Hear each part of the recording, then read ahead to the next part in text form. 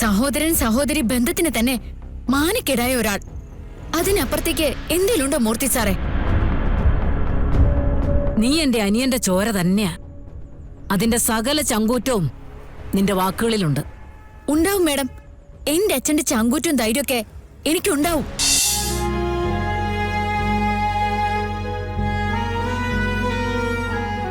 അമ്മേ, അമ്മേ,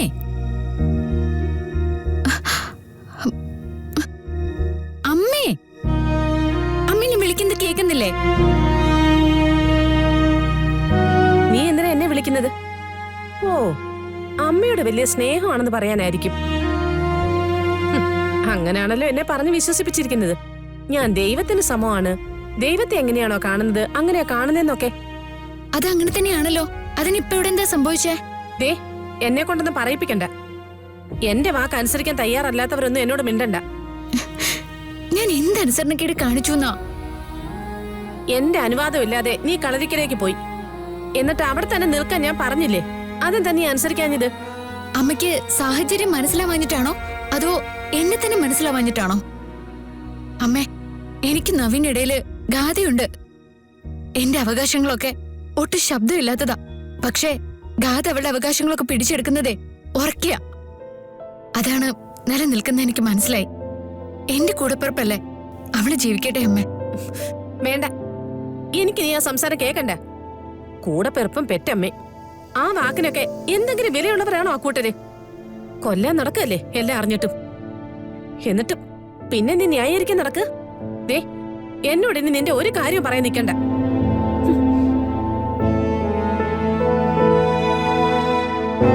അമ്മേ,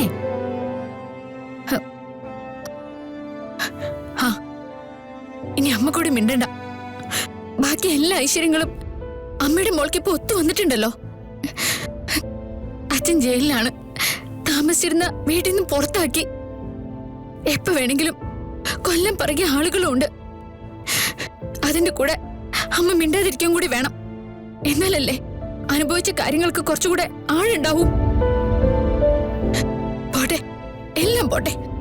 ചിലപ്പോ ഒന്നിച്ച് തീരാനായിരിക്കും.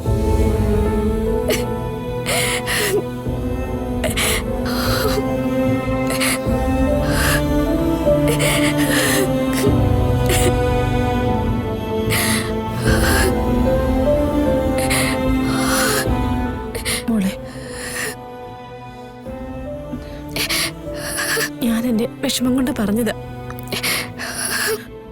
ദൈവത്തിനോട് നിന്നോടും അല്ലാതെ ഞാൻ വേറെ ആരോടെ എന്റെ സങ്കടം പറയുന്നത്?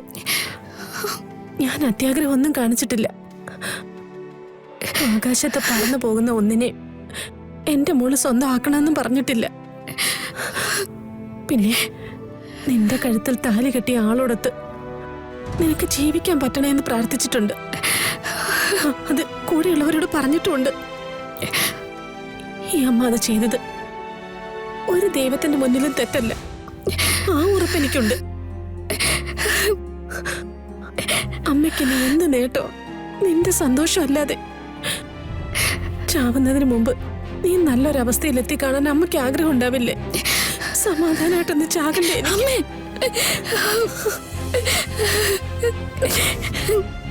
ചാവുന്ന വർത്താനൊന്നും പറയല്ലേ അമ്മ. അങ്ങനെയാണെങ്കിൽ എത്രയോ മുന്നേ നമുക്കത് ചെയ്യായിരുന്നു. ചാവാൻ വല്ല ബുദ്ധിമുട്ടുണ്ടോ? ജീവിക്കാനല്ലേ പ്രയാസം. അമ്മ ഇങ്ങനെ വിഷമിച്ച് കരയില്ല. എനിക്ക് പിന്നെ ഒന്നും ചെയ്യാനുള്ള ധൈര്യമൊന്നുമില്ല. അമ്മ മോളെ വിഷമിപ്പിക്കില്ല കേട്ടോ. മോക്ക് ഒരുപാട് കാര്യങ്ങൾ ചെയ്തു തീർക്കാനുള്ള സമയമുണ്ട്. അമ്മ മോളെ വിഷമിപ്പിക്കില്ല.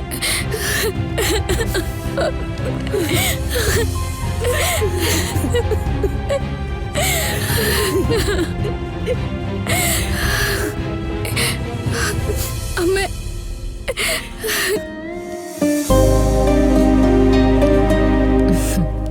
നിന്നെ അറിയുന്ന ആരും ഇവിടെ ഇല്ല അല്ലേ കൃഷ്ണേ? നിസ്സാര കാര്യങ്ങളാണോ സുനിതേച്ചി കഴിഞ്ഞത്? അതൊക്കെ എല്ലാവർക്കും അറിയാവുന്നതല്ലേ. പക്ഷേ സംസാരിക്കുന്നവർക്കൊക്കെ നിന്നോട് നല്ല സ്നേഹമാ.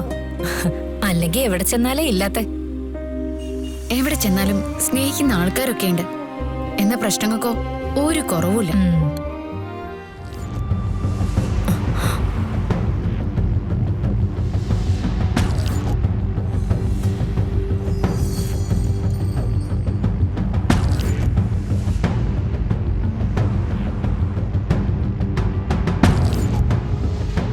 മൂർത്തി വാ.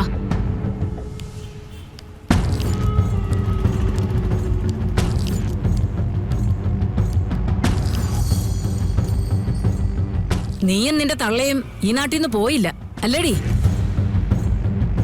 അവളെന്തിനാ ഈ നാട്ടിൽ നിന്ന് പോകുന്നേ?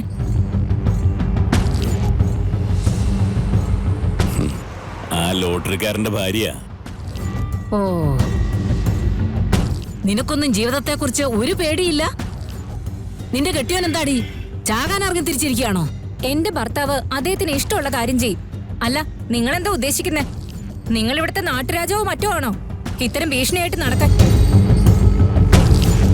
സത്യവതി മാഡം ആരാണെന്ന് നിനക്ക് മനസ്സിലായിട്ടില്ല? എനിക്ക് മനസ്സിലായിട്ടുണ്ട്.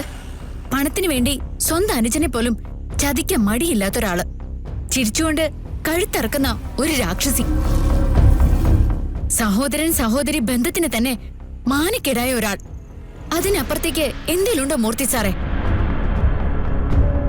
നീ എന്റെ അനിയന്റെ ചോര തന്നെയാ. അതിന്റെ സകല ചങ്കൂറ്റവും നിന്റെ വാക്കുകളിലുണ്ട്. ഉണ്ടാവും മാഡം.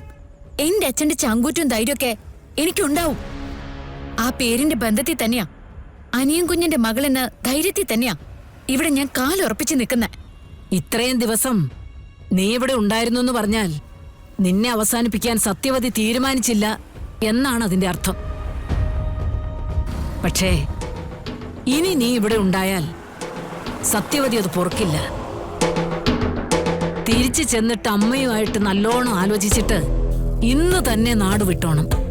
ഇല്ലെങ്കിലോ? എന്റെ കൃഷ്ണേ, ഇവർക്ക് ഈ പറച്ചിലും പേടിപ്പിക്കലും മാത്രമേ ഉള്ളൂ. നമ്മളെന്താ ഇവരെന്തെങ്കിലും ചെയ്താൽ മിണ്ടാതിരിക്കണോ? ഇങ്ങോട്ട് കിട്ടിയാ അങ്ങോട്ടും കൊടുത്തിരിക്കണം. ഇത്തരക്കാര് തരുന്ന ധൈര്യത്തിന്റെ പേരില് വെറുതെ അങ്ങ് ഏറ്റുമുട്ടാനൊന്നും നിക്കണ്ട മോളെ. ഞാൻ പറഞ്ഞത് കേട്ടല്ലോ. ഇന്ന് രാത്രി തന്നെ നിന്റെ അമ്മയും കൂട്ടി നാട്ടിൽ നിന്ന് പോയില്ലെങ്കിൽ കുടുംബത്തിനകത്തിട്ട് പെട്രോൾ ഒഴിച്ച് തീയിടും എല്ലാത്തിനും കൂടി. സത്യവതി ഒരു തീരുമാനമെടുത്താല് അതിന് മാറ്റമൊന്നും ഉണ്ടാവില്ല. എനിക്കറിയാം. എന്നാലേ കേട്ടോ, നിങ്ങളുടെ ഭീഷണിയുടെ പേരില് ഈ നാട് വിടാൻ ഞാനോ എന്റെ അമ്മയോ ഗോപാലമാമനോ ഉദ്ദേശിച്ചിട്ടേയില്ല. എന്തോ വലിയ യുദ്ധം ജയിച്ചതുപോലെ വീരവാദം മുഴക്കിക്കൊണ്ട് എന്റെ മുന്നിൽ വന്ന് നിൽക്കുന്നുണ്ടല്ലോ. നിങ്ങൾ ആരെന്നാ കരുതിയിരിക്കുന്നേ? എടീ, സത്യവതി മാഡത്തിനോട് ഒന്ന് മിണ്ടാതിരിക്കണോ? വിശ്വാസവഞ്ചന കാണിച്ച് എന്റെ അച്ഛന്റെ കൂടെ നടന്നിട്ട് ഒരു ഉളുപ്പുമില്ലാതെ എന്റെ അച്ഛനെ ചതിച്ച തനിക്ക് സംസാരിക്കാൻ എന്താ യോഗ്യത?